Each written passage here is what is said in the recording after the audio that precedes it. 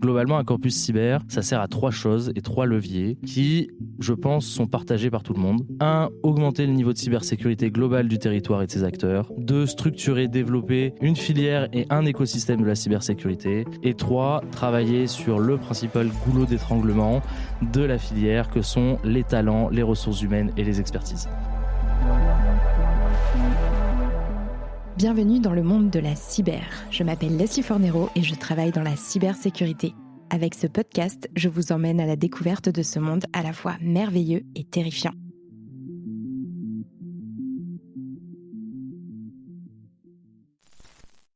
Bienvenue dans ce nouvel épisode du monde de la cyber. Aujourd'hui, je vous emmène au soleil de Marseille. J'ai l'immense honneur d'être invitée à l'inauguration du tout nouveau campus cyber Euromed et je suis accueillie par Clément Rossi. Bonjour Clément.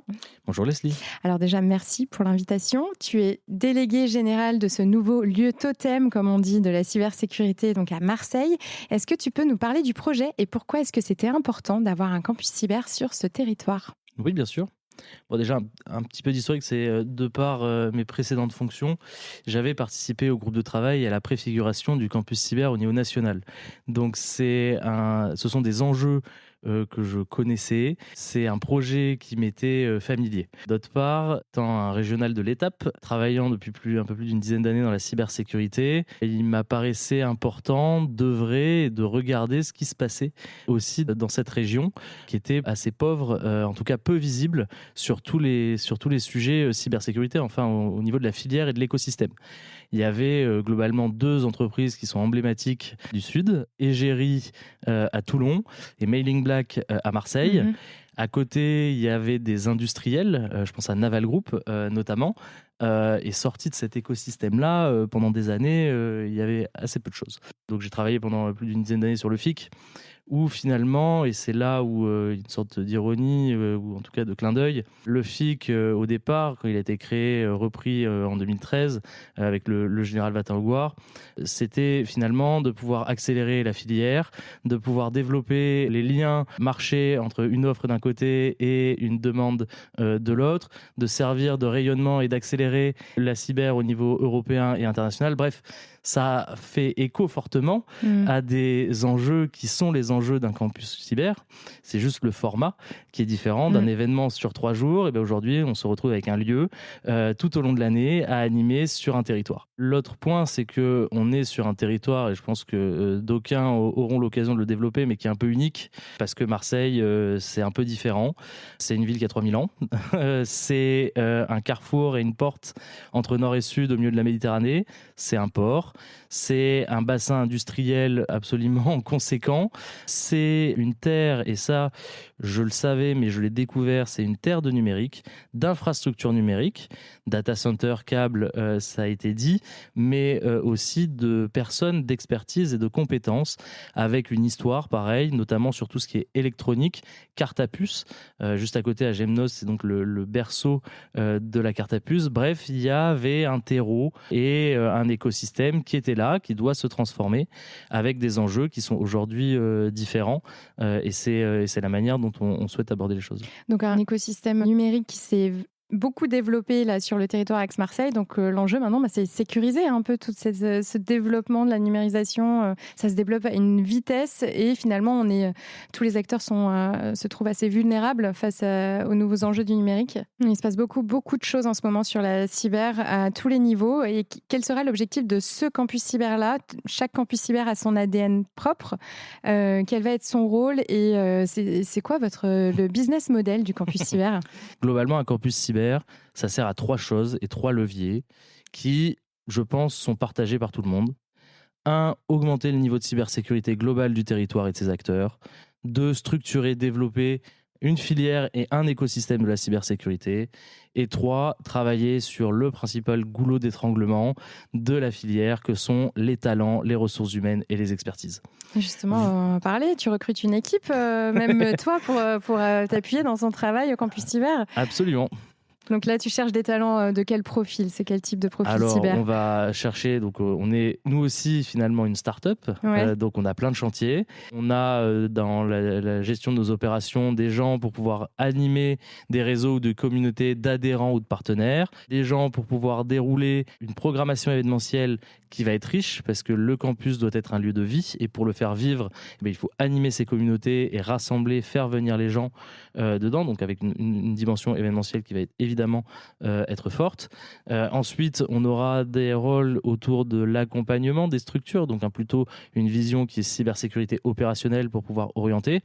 Bref, c'est différents métiers, des gens pour communiquer aussi, mais voilà, c'est les enjeux et les besoins sont du secteur, sont à l'image du secteur, très large, d'un communicant à un expert technique ou gouvernance, à des gens qui sont plutôt orientés vers du marketing, la création de contenu, etc. Bon, avis à tous les Parisiens qui veulent quitter la grisaille parisienne.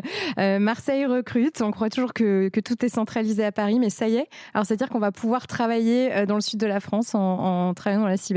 Donc maintenant, les organisations et petites entreprises qui jusqu'ici ne savaient pas à qui s'adresser, par où commencer pour sa cybersécurité, peut-être que ça peut être une première porte d'entrée, c'est ça? Le campus est un outil. C'est un outil et une plateforme numérique, une plateforme physique avec le lieu, et c'est un outil de mutualisation. Cet effort de mutualisation, c'est-à-dire comment on va chercher les organisations qui ne sont pas au bon niveau, en les prenant par la main, en les orientant, en parlant au bon niveau, à la fois dirigeants, techniques, en ayant les prestataires de proximité qui pourront faire le travail, parce que généralement, il y a peu d'expertise dans ces structures-là. Oui, c'est le travail et l'objet d'un campus cyber, et de toute façon, ça ne peut pas être fait par un seul acteur. C'est évidemment un travail qui est commun, collaboratif. Les campus sont un outil. Vincent Strubel avait cette formule qui était de dire avant, c'est de la haute couture, on doit passer au prêt-à-porter. C'est vrai, mais pour faire du prêt-à-porter, il faut un réseau de distribution. Et les campus cyber, je pense, ont véritablement ce rôle à jouer d'être le relais au plus près du tissu économique, inséré dans la vie économique et les filières, les zones d'activité, les secteurs d'activité du territoire pour porter, être le guichet unique d'orientation en matière de cybersécurité. Ah, le guichet unique, carrément. Comment est-ce que tu vois justement le développement sur les mois et les années à venir du campus cyber? Ça va être de pouvoir agréger des communautés, de les faire vivre, des gens qui font de la cybersécurité à bon niveau, et il y en a quand même, de très grandes structures. J'ai la chance d'avoir parmi les fondateurs de très grands groupes qui, eux, évidemment, ont des équipes cybersécurité de très bon niveau. Donc, ça va être de pouvoir faire en sorte que d'autres bénéficient de ce partage et de ce retour d'expérience. Donc, de pouvoir consolider ces différentes communautés. Ça va être de pouvoir aller chercher au travers des clusters, des pôles de compétitivité, de nos actions dans les territoires, ces organisations qui n'ont pas encore conscience de devoir faire de la cybersécurité. Ça va être de pouvoir co-construire avec des partenaires des programmes d'accompagnement en termes de cybersécurité, y compris pour des startups.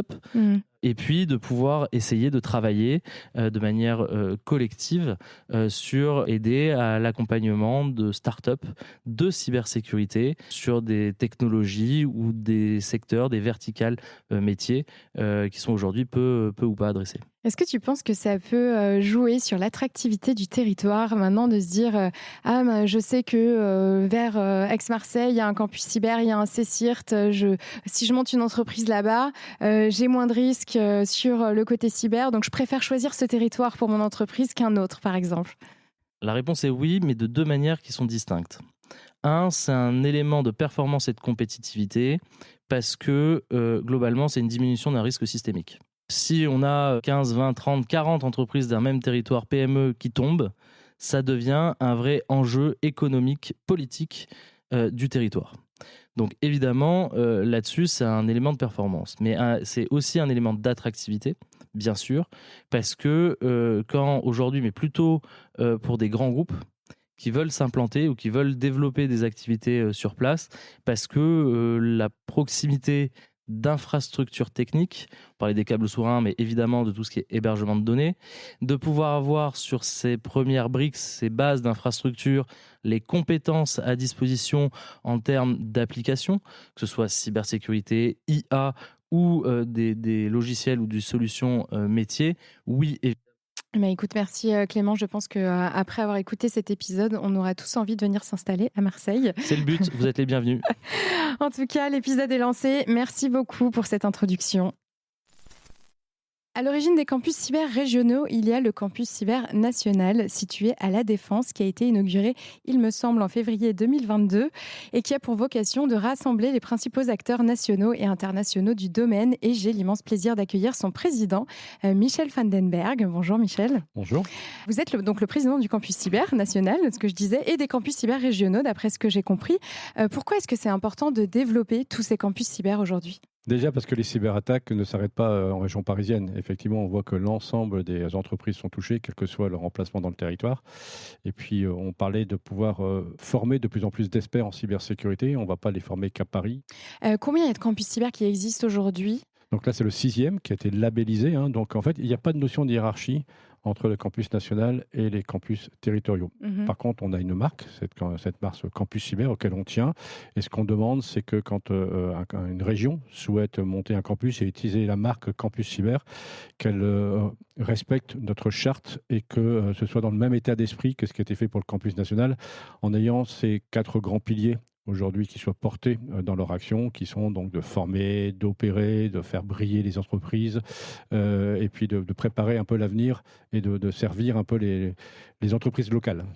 Et quels sont les prochains campus cyber qui sont prévus ? Écoutez, je m'en vais en Occitanie, là, justement, pour finaliser et regarder comment on va pouvoir labelliser le campus d'Occitanie. Alors, j'ai entendu parler de Toulouse ou Montpellier. Est-ce qu'on peut en savoir plus ? Il y aura, je pense, un peu comme ici, c'est-à-dire donc peut-être un premier démarrage sur Toulouse avec très très vite aussi une implantation Montpellier-Rennes. Voilà, ça se passe comme ça. Je sais que la Corse commence aussi à réfléchir aussi à l'implantation d'un campus territorial. Mon souhait, ce serait que les 13 régions françaises soient équipées d'un campus et puis qu'on puisse créer ce maillage justement entre ces différents campus pour que se partager les bonnes idées. Peut-être des fois aussi en cas de problème qui touche plus ou moins de régions, déplacer des forces pour pouvoir justement aider. C'est un peu le souhait qu'on a pour les prochaines années. Et moi, il y a une région qui me questionne, c'est la région lyonnaise, qui est la seule qui n'a pas de CECIRT aujourd'hui et qui n'a pas de campus cyber. Est-ce que c'est Est-ce que c'est prévu ?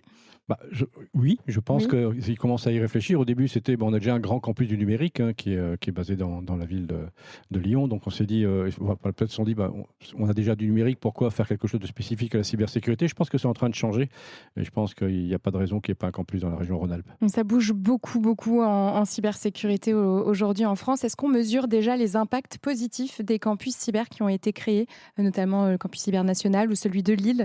Par exemple. Sûr. Déjà, le premier impact, on a parlé de l'attractivité et de créer aujourd'hui des formations pour pouvoir augmenter le nombre d'experts en cybersécurité. Donc, on a réussi à faire, par exemple, que les formations de master en cybersécurité sont intégrées dans Parcoursup. On a travaillé avec la DGESCO, donc la Direction générale de l'enseignement secondaire, pour qu'on puisse former les professeurs, pour que quand un étudiant, un élève se dit, tiens, aujourd'hui, la cybersécurité, ça m'intéresse, quand il va voir son prof de techno, par exemple, il sache lui répondre, lui expliquer les différents métiers, les différentes filières, comment on peut y parvenir. Donc ça, c'est des résultats extrêmement concrets. On héberge au campus national des gens comme l'ANSSI, comme on parlait tout à l'heure du ComCyber du ministère de l'Intérieur. Ils sont chez nous, voilà, ce qui permet de créer un rapprochement entre les acteurs privés et les acteurs publics. Donc ça, c'est vraiment quelque chose d'extrêmement concret. Et puis, on voit que le nombre de formations aujourd'hui en termes de cybersécurité croît de façon assez importante. Et puis, on aide aussi les petites entreprises, les startups qui se créent à rencontrer leurs futurs clients. Voilà. Au campus cyber, on a les grandes entreprises françaises qui sont présentes. Vous avez tout à l'heure, il y avait par exemple CMA, CGM qui a dit on a commencé par être au campus national. D'avoir des grands clients comme ça qui sont présents, ça permet de pouvoir venir tester si la technologie qu'on va développer ou le concept qu'on veut mettre en place, il répond à un besoin réel chez les grandes entreprises et parfois d'adapter un peu sa stratégie. Donc ça, c'est des choses concrètes qu'on est en train de mettre en place. Oui. Et si vous aviez un message à faire passer sur la cybersécurité aujourd'hui pour les territoires, ce serait quoi ? Je reviens à ça touche tout le monde. En fait, le chiffre, c'est il y a beaucoup moins d'attaques réussies sur les très grandes entreprises parce que par la régulation, elles ont été obligées de se cybersécuriser, de mettre les moyens pour pouvoir se protéger. Du coup, les pirates vont sur les entreprises de taille plus petite et du coup, ces gens-là n'ont pas forcément les mêmes moyens ni même les capacités d'attractivité pour recruter les experts qu'ont ces grandes entreprises. Donc, on doit développer des positions dans chaque région pour pouvoir aider. Et puis, ne pas aider qu'en cas de crise, mais aussi parfois de refaire des choses assez simples, que j'appelle moi de l'hygiène informatique, en disant passez pas trop de temps à vouloir détecter les tout derniers virus, etc., etc. Soyez sûr et certain que vous êtes en capacité de pouvoir redémarrer même partiellement votre activité numérique de votre entreprise. Ça vous sauvera de beaucoup de problèmes. Et tout à l'heure, lors du discours d'inauguration, on a beaucoup parlé du manque de talent dont on souffre dans la cybersécurité. Qu'est-ce qu'on pourrait faire passer comme message aussi aux jeunes pour se tourner vers ces métiers-là? Et je dis les jeunes, mais aussi les femmes, par exemple. Bien sûr, voilà. Moi, je pense que ce qui fonctionne bien, c'est de travailler l'imaginaire. Je vais prendre un exemple. Quand il y a eu la série Le Bureau des légendes, le nombre de gens qui ont postulé à des GSE était muté par 5 ou par 6 parce que les gens se sont dit tiens, effectivement, il y a ce type de métier, ce type de métier. Nous, dans la cybersécurité, quand on parle cybersécurité, très vite, les gens voient le hacker éthique. Vous savez, celui qui va essayer de tester les systèmes d'information, etc. Or, il y a plein d'autres métiers. Voilà. Donc, il faut faire connaître ces autres métiers. On l'a fait, par exemple, avec la région Île-de-France. On a mis des affiches avec tous les métiers de la cybersécurité dans le Transilien, dans le RER, dans les écoles, etc., etc. Ça a créé des vocations. Et puis, on réfléchit à peut-être créer une série française, justement, sur le métier de la cybersécurité pour montrer qu'il n'y a pas que des geeks à capuche, il en faut, mais on a besoin de juristes, on a besoin de commerciaux, on a besoin de gens qui aident aujourd'hui à remettre les systèmes en place, etc., etc. Donner envie aux jeunes de faire nos métiers. Beaucoup de sensibilisation, mais j'ai hâte de découvrir cette série. C'est une grande idée. Maintenant, il faut trouver le financement. Très belle idée. Et quelqu'un pour écrire le scénario. Très bien. Eh bien, le message est passé en tout cas. Merci beaucoup, Michel Vandenberg, d'être venu parler du Campus Cyber au micro du podcast. Merci à vous. Bonne journée. Il y a bien un métier dans la cyber qui met des étoiles dans les yeux des journalistes, c'est celui de hacker éthique et tous les mythes fascinants qui tournent autour. Aujourd'hui, je vous propose de déconstruire ces mythes, ou pas, avec Jérémy Nedjar, aka Santo. Bonjour Jérémy. Bonjour. Alors tu es hacker éthique, donc tu as un nom de hacker qui est Santo. Je te demande pas pourquoi. Ça veut dire le saint. Ah, toi tu le dis? Ah oui, carrément. Oui, mais en plus Santo, en vrai, c'est assez logique que ça veut dire ça. Mais il y a des hackers éthiques, je ne dirai pas leur nom, qui ne veulent pas dire pourquoi c'est ça leur nom de Parce de qu'ils ont hacker choisi éthique. ça souvent. Ils étaient super jeunes et du coup, ils sont pas fiers de ce qu'ils faisaient à l'époque quand ils avaient 12-13 ans. Mais c'est un pseudo qu'ils ont gardé et du coup, on les reconnaît comme ça, mais ils sont plus très fiers de leur pseudo aujourd'hui. Ouais. Alors pourquoi tu as choisi celui-là et à quel âge? Alors moi, j'ai choisi le pseudo Santo. Je sais pas, je devais avoir peut-être... J'en sais rien, je dois avoir 18-19 ans. Parce que, pour le coup, je faisais de la capoeira. J'adorais la capoeira. Et il y avait un film avec des capoeiristes. Et il y en a un qui s'appelait Santo. Et ça m'avait plu, j'ai gardé ce pseudo, simplement. D'accord, bon, bah, tout simplement. Tu es la première à qui je le dis, pour le coup. Alors, à quel âge t'as commencé? Je suis la première à qui tu le dis, j'y crois. Oui, l'origine du pseudo Santo, tu es la première à qui je le dis. Magnifique, pour le coup, on a une info en avant-première, en exclusivité sur le podcast, c'est superbe. Et à quel âge donc tu as commencé à devenir hacker éthique? Voilà. Alors, à devenir hacker éthique assez tard, je veux dire sur le tard, j'avais 30 ans. Maintenant, on est hacker, on se rend compte, une fois qu'on connaît le hacking, que j'étais hacker depuis bien longtemps. Oui, parce que ton pseudo, tu l'as choisi à 18 ans. Oui, mais parce que je joue aux jeux vidéo un petit peu comme tout le monde. Dans ce cadre-là, donc les deux mondes se rejoignent. C'est exactement ça. Et donc, du coup, non, le hacking, j'ai commencé à 14 ans parce que ça m'intriguait, parce qu'encore une fois, c'était mystérieux, c'était quelque chose qu'on ne connaissait pas. Mais quand je me suis rendu compte que c'était un métier, c'est là où je suis devenu hacker éthique. Alors, est-ce que éthique, ça veut dire forcément qu'avant, tu étais un vrai hacker ou pas? Alors, j'étais pas un cybercriminel. J'ai fait des bêtises il y a très très longtemps, mais c'était rien de méchant. C'était, je voulais savoir si ma petite amie était fidèle à ce moment-là. Il fallait que je compromette le compte de mon rival, on va dire. Et D'accord. Du coup, voilà, c'était ma première et grosse seule bêtise, on va dire. C'était uniquement ça. Et qu'est-ce qui t'a intéressé dans le fait de devenir hacker éthique, du coup? Quel est ton métier aujourd'hui? Qu'est-ce que tu fais? Alors aujourd'hui, en fait, j'attaque les entreprises à leur demande, comme un cybercriminel, avec les mêmes outils, avec la même ténacité, avec la même détermination, pour essayer de trouver un maximum de vulnérabilités, pour qu'on puisse les corriger derrière, afin qu'il n'y ait pas justement de cybercriminels qui s'emparent des informations que moi, j'aurais pu éventuellement trouver. Mais en fait, t'es pentester. Exactement. En fait, mon métier, il a beaucoup de noms. Je suis pen tester, donc pour penetration testing, je suis testeur d'intrusion. On peut dire aussi analyste en cybersécurité, ingénieur en sécurité informatique, auditeur en cybersécurité. Est-ce que tu répares les imprimantes aussi? Non. Alors, on me le Parce que c'est souvent ce qu'on nous demande. Hein. Oui, Même moi, je fais du marketing dans la cyber, du coup, on me demande ça. Alors, pour le coup, c'est beaucoup ma mère qui me demande ça. Voilà. Pour le coup, c'est ça qui est très drôle. Mais non, je répare pas d'imprimante. Je n'installe pas de driver. Non, pas du tout. Alors, est-ce que tu peux nous rappeler où est-ce que tu es basé pour ton activité et à quel type d'entreprise, d'organisation tu t'adresses aujourd'hui pour Bien sûr, services? donc moi je suis cofondateur de la société L'Exploit Cyber Expert avec Marion Roubaud. On fait tout ce qui est cybersécurité offensive où on va vraiment se spécialiser sur les tests d'intrusion, sur l'audit de vulnérabilité et sur la Red Team. La Red Team, c'est de l'intrusion physique. On va venir aussi tester les process des entreprises et la sensibilisation des salariés. Est-ce que la salle serveur est bien fermée? Exactement. Voilà, la salle serveur est bien fermée. Est-ce qu'on peut rentrer dans le bureau de la directrice pour dérober des clés? Voilà, on a plein d'anecdotes là-dessus qui sont super sympas. Nous, on est basé à Villeneuve-les-Avignon, ce qui nous permet on est dans le Gard, et ça nous permet de rayonner sur toute l'Occitanie et sur toute la région PACA. Et alors, au niveau de vos cibles, c'est des entreprises de quelle taille? C'est des organisations du public, privé? Alors, on essaie de travailler le public, mais on a du mal. On travaille plus avec des entreprises privées et on a vraiment de toute taille. Ça va de la TPE, PME aux auto-entreprises. Vraiment, ça va de une personne à des grands groupes. On a la chance d'avoir 2-3 grands groupes et des clients qui font plusieurs milliards de chiffre d'affaires. Donc, du coup, c'est très varié. Voilà, exactement. Est-ce que c'est à leur demande qu'ils viennent vous voir? Du coup, ils ont conscience du risque cyber et ils vous demandent d'être pen-testé? Absolument, c'est ça. C'est qu'ils commencent à avoir une maturité cyber où ils se disent « Ok, on pense avoir tout bien mis en place, on pense être super sécurisé. Est-ce que si un cybercriminel décide de nous prendre pour cible, où est-ce qu'il pourrait éventuellement passer ?» Et c'est pour ça qu'ils font appel à nous, c'est pour avoir cette expertise-là. Alors, je dis pas qu'on attaque comme des cybercriminels, mais on a un sens de la logique où on s'entoure en fait à chaque fois. En fait, nous, on va attaquer à chaque fois en équipe. C'est-à-dire, aujourd'hui, il y a beaucoup de concours de hacking éthique qui sont faits, et à chaque fois, ce sont des équipes qui font le plus de points. Un hacker tout seul, il fera beaucoup moins de points qu'une petite équipe. Et c'est pour ça qu'on a fait ce choix-là, c'est d'attaquer à chaque fois en équipe, entre minimum 2, voire 3 personnes à chaque fois, pour déceler un maximum de vulnérabilité, comme un groupe de cybercriminels. Oui, finalement, parce que les hackers isolés sont de plus en plus rares et les groupes de cybercriminels organisés finalement comme des entreprises aujourd'hui. Exactement. Alors, quelle est la réalité du terrain que tu constates, toi, aujourd'hui? Moi, je constate la réalité du terrain, elle est que malheureusement, les entreprises ne consacrent pas assez de budget pour leur cybersécurité.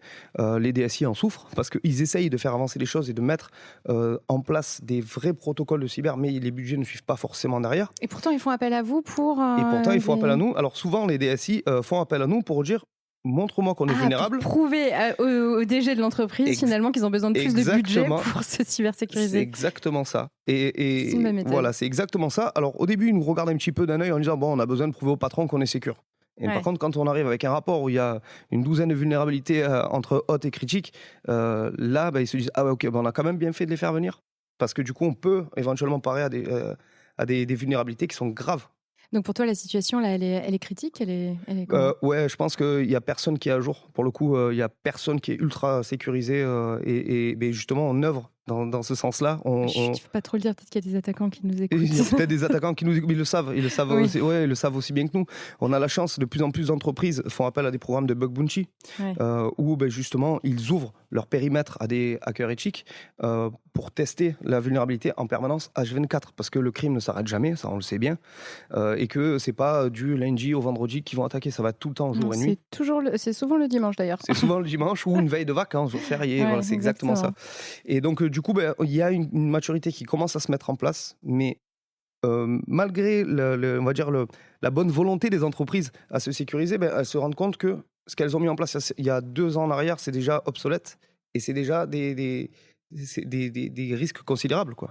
Et aujourd'hui, avec l'IA, le risque cyber s'accélère. Est-ce que ça, tu le constates aussi? Il y a des nouvelles vulnérabilités dues à l'IA? Alors oui, absolument. Il y a des nouvelles vulnérabilités dues à l'IA. On va dire que l'IA accélère énormément de process dans la vision d'un hacker ou d'un cybercriminel. Maintenant, on a une bonne chance aussi, c'est que l'IA sert à détecter des attaques extrêmement sophistiquées aussi. Donc du coup, on a de l'IA pour attaquer, on a de l'IA pour défendre. En fait, on revient au même point qu'avant. Il y a des attaquants, des défenseurs. Et le but, c'est de savoir. Donc voilà, c'est juste que ça va plus vite. Voilà, exactement. Le problème sera le même.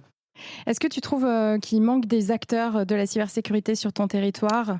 Complètement, complètement. Nous, on a la chance d'être une petite communauté dans le hacking éthique et dans la cybersécurité. Maintenant, on invite tout le monde sur des portes ouvertes à dire que le hacking éthique, c'est un métier. On essaie de le démocratiser en disant, mais les gars, faites tous la même chose. Faites tous la même... Venez, on se protège tous les uns les autres. Arrêtez d'aller voir des grosses entreprises à Paris qui vous mettent des gens qui n'y comprennent pas grand-chose. On a des talents chez nous. Venez, on les développe, nos talents. On peut faire ça. Et ça, c'est génial. Et ça, nous, on le met en avant, vraiment, très, très fort. Super, merci beaucoup, Jérémy. Merci à toi, Leslie. Le message est passé. Trop bien, merci beaucoup. Le monde de la cyber est en pleine effervescence parce que le monde du numérique ne cesse de se développer. Ça bouge beaucoup, notamment à Marseille. Et c'est Kevin Polizzi, président d'Unitel Group, qui nous en parle aujourd'hui. Bonjour Kevin. Bonjour. Alors on m'a dit qu'Aix-Marseille était un territoire connecté et que tu y étais pour beaucoup. Est-ce que tu peux m'en dire un peu plus sur tes projets sur ce territoire, justement ? Alors moi, je travaille depuis un peu plus de 20 ans maintenant dans le monde du cloud et de l'hébergement de données informatiques. Pourquoi on a démarré toutes ces activités à Marseille ? Parce que Marseille est un hub mondial de logistique historique, de commerce, mais aussi on a plusieurs caps sous-marins qui arrivent, bientôt 18 pour être précis, qui alimentent l'Internet depuis l'Europe, évidemment l'Afrique de l'Est, l'Afrique de l'Ouest, le Moyen-Orient, mais aussi l'Asie-Pacifique. On a à peu près 2/3 du contenu Internet international qui passe par Marseille au quotidien. Et donc, c'est un hub de data qui, mécaniquement, est un hub de valeur ajoutée et un hub de cyber. Comment est-ce que tu fais pour gérer le risque cyber de tous tes projets ? La chance d'avoir commencé en 2001, c'est d'avoir un petit peu développé l'Internet pendant qu'il était en train de se construire. Donc les attaques étaient à l'époque plutôt calmes et on a vu la menace cyber s'accélérer en passant par les premiers gros DDoS qui venaient saturer les data centers, mais aussi les premiers ransomware, les premiers phishing, etc. Et donc on a vu cette industrie se construire au fur et à mesure en étant victime d'attaques au travers de nos clients pour la cybersécurité. On avait des clients très institutionnels comme la Gendarmerie nationale, comme France Télévisions, comme le Sénat, mais aussi des entreprises privées. Et donc, on était vraiment aux avant-postes pour apprécier cette menace cyber qui aujourd'hui est quand même relativement sous contrôle pour les grandes entreprises. Et avec la création du campus cyber euro-méditerranéen, l'objectif, c'est d'aller échanger, créer une marketplace d'offres et de demandes pour accélérer le développement des entreprises françaises dans la cyber et surtout récupérer une place conséquente sur une plaque géopolitique qui aujourd'hui est quand même très glissante. Et toi, tu as pris conscience du risque cyber quand il y a eu justement toutes ces vagues de premières attaques, c'est ça ? Qu'est-ce que tu as mis en place à ce moment-là ? On était un peu là au début, donc effectivement, on a un peu appris le métier de l'hébergement de données informatiques qui reste notre premier business, le cloud, c'est beaucoup professionnalisé ces 15-20 dernières années avec des certifications. On a un petit peu appris à marche forcée pour le compte de nos clients à faire de la cybersécurité, mais aussi pour nos infrastructures internes du groupe sur lesquelles les attaques n'ont cessé d'accélérer. Donc on a mis en œuvre évidemment des mesures de protection, des mesures d'audit, des mesures un petit peu qui font passer du sens obligé à l'opportunité. Et puis aujourd'hui, c'est beaucoup d'humains, beaucoup de formations, beaucoup d'utilisateurs. On va tous à un moment ou à un autre cliquer sur un phishing ou sur un lien parce que l'intelligence artificielle crée des mails qui sont plus réalistes que les bons. Hein. Et donc, on est tous occupés, on a tous des plannings qui sont chargés. Et hop, un moment d'inattention et la boîte de Pandore s'ouvre. Alors tu dis justement, on a besoin de plus en plus d'humains aussi pour gérer le risque. Ce matin, il a été dit qu'il y avait 5 fois moins de spécialistes cyber sur le territoire ici, Aix-Marseille. Comment on fait aujourd'hui pour se protéger si on n'a pas assez de main-d'œuvre ? Alors déjà, il faut comprendre pourquoi il y en a 5 fois moins. Il y en a 5 fois moins parce que notre industrie est très éparse. On est à la fois des logisticiens, à la fois des compagnies maritimes, beaucoup dans le monde de la sidérurgie, de la pétrochimie, ce qu'on peut appeler le secteur de l'OT, qui n'est quand même pas très sensible à la cyber, ou du moins qui ne l'a pas jusqu'alors été très fortement. Jusqu'à ce que tout soit bloqué. Exactement. Et donc aujourd'hui, on a pris conscience avec une digitalisation accélérée du risque et de l'impact majeur si demain la liaison Corse-Continent s'arrête. C'est potentiellement des denrées alimentaires qui vont rester sur le port, des gens qui ne vont pas avoir leur livraison à l'heure, et ça peut durer des semaines, des semaines et des semaines. Et quelque part, ce risque de pénurie, on l'a un petit peu tous matérialisé pendant le Covid. Et donc, les chakras se sont ouverts, la prise de conscience a eu lieu. Maintenant, il faut rapprocher la demande de l'offre et l'offre de la demande. Et c'est pour ça qu'on a souhaité construire ce campus cyber région sud Euroméditerranée, non pas en partant des experts de la cyber, puisqu'effectivement, à date, ils ne sont qu'une vingtaine, alors que dans les autres régions, ils sont plus de 100. Et donc, on a commencé par grouper les demandeurs pour attirer les offreurs. Et donc, on a des sociétés régionales aujourd'hui qui se regroupent au cœur du campus cyber, là, dans les bureaux de Mirabeau à Marseille. Des acteurs nationaux, internationaux aussi. On a fermé la porte à personne. On garde cette notion de souveraineté au premier rang. Mais lorsque l'offre est absente, il faut aussi se protéger. Maintenant, on va accélérer non pas que des startups, mais aussi de belles entreprises qui parfois, on le sait en France, sont des boîtes de tech qui ont un petit peu oublié de faire du commerce, un petit peu oublié de faire du marketing. Donc l'objectif, c'est aussi de venir apporter des solutions complémentaires à des belles pépites qu'on rencontre partout sur notre territoire. Et d'ailleurs, je précise pour attirer justement les talents jusqu'ici, qu'ici, on ne code pas dans le noir dans une cave, puisque nous sommes dans une tour au bord du port et on a la vue sur mer juste derrière moi. Le studio est vraiment aujourd'hui avec vue sur mer. C'est assez incroyable et c'est très lumineux et c'est très beau. Campus cyber euro-méditerranéen, la Méditerranée est à quelques pas. On a les bateaux qui sont amarrés pour partir en Corse. On a la logistique à côté de nous. C'est autant de gens qui demandent. Aujourd'hui, il y a vraiment une industrie qui a besoin de se moderniser, qui a besoin de se digitaliser. Et donc aujourd'hui, le vrai sujet, c'est comment effectivement on construit cette force de frappe et comment on va plus loin pour prendre avec nous des risques complémentaires. Par exemple, on a souhaité mettre en avant des offres de sûreté. Parce que parfois, on a beau avoir la meilleure cybersécurité, si on a oublié de mettre un contrôle d'accès ou de verrouiller des accès biométriques, l'attaque cyber pourrait très bien revenir à l'ancienne avec un simple cambriolage. Justement, en parlant de cyberattaque, est-ce que tu as déjà subi une cyberattaque, vécu une cyberattaque en tant que chef d'entreprise, entrepreneur ? Vit tous les jours. Tous les jours, d'accord. Pour être sincère, notre métier, c'est d'héberger des données informatiques. Est-ce que tu dors la nuit ? On a plus de 15 000 serveurs. Je ne suis pas connu beaucoup pour ça, mais je dors assez bien parce qu'on a géré ce risque depuis maintenant longtemps. Le risque cyber, il ne faut pas, à mon sens, le traiter uniquement par la terreur. Il faut aussi le traiter par l'opportunité. Michel Vandenberg le disait ce matin très justement.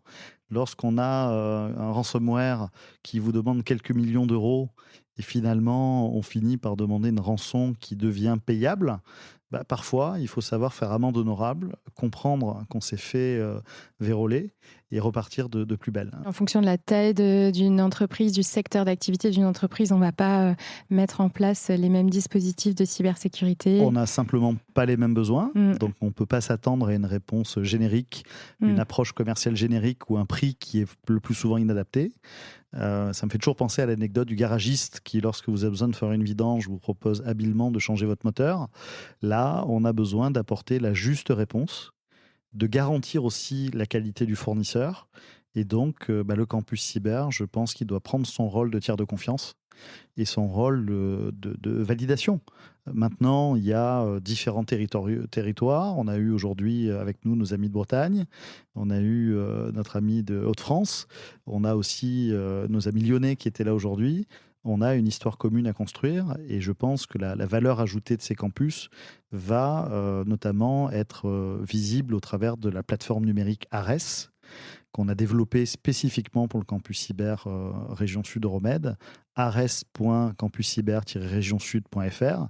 Et cette plateforme, on a pour vocation de la partager avec les autres campus pour être capable vraiment de créer une marketplace. On va revenir juste rapidement avant de terminer sur toi, tes activités en tant qu'entrepreneur.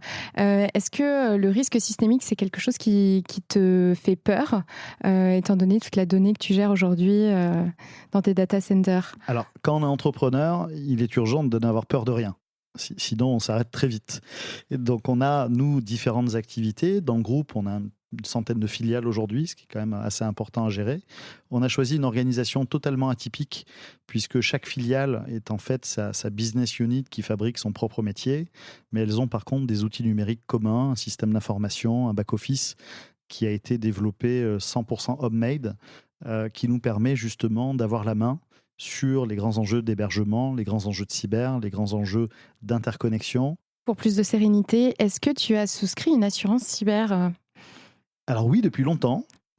Et historiquement, notamment pour héberger des données informatiques, il était quand même très raisonné en tant que professionnel qualifié du secteur d'assurer nos données internes. Ça nous a valu quand même plusieurs mois de discussion pour avoir le bon contrat avec les bonnes garanties. On est à l'époque à la fin des années 2000, donc on est en 2008-2010. Ah oui, donc vous êtes vraiment les premiers clients de l'assurance cyber. Ouais, c'était vraiment un moment où les contrats se discutaient un peu à grande vitesse. Aujourd'hui, on s'aperçoit que nombre d'entreprises achètent ça comme elles pourraient acheter autre chose et que le niveau de personnalisation est quelque chose d'important. En tant que professionnel de l'hébergement de données, on a rappelé 3 choses très simples. Pour qu'un contrat de cybersécurité fonctionne, il faut qu'il soit dimensionné et adapté à l'activité de l'entreprise. Il faut que l'assuré prenne aussi ses responsabilités. Un backup qui fonctionne, restauré une fois par mois, qu'on vérifie que les données, que tout ça est en route. Un cloud protégé, idéalement avec un développement et quelques audits réguliers.